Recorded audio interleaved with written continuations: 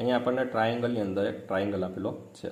હવે જ્યારે આ ટાઈપની આકૃતિ આવે ત્યારે થોડુંક આપણે પહેલાં આને અલગ કરીને સમજવાનો પ્રયત્ન કરીએ. જ્યારે આ ટાઈપની આકૃતિ આપેલી હોય બરાબર, ત્યારે ટોટલ કેટલા ટ્રાયેંગલ બને છે એ આપણે અહીંયા જોવાનું છે. તો તમે જોશો તો અહીંયા આ 1 છે, આ 2 છે, આ 3 છે, આ 4 છે અને મુખ્ય ત્રિકોણ છે એ ટોટલ કેટલા ત્રિકોણ થશે? 5 ત્રિકોણ થશે. કેટલા થશે? 5 ત્રિકોણ થશે. હવે જ્યારે ત્રિકોણની અંદર ત્રિકોણ હોય ત્યારે 5 ત્રિકોણ બને. કેટલા બને? 5 ત્રિકોણ બને. તો અહીંયા આપણે જોશું તો આ 1 છે, આ 2 છે, આ 3 છે, પોતે જે મેન છે આ બરાબર, એને આપણે સમજીએ 4 નંબર, અને આ જે છે એ કેટલું છે? 5.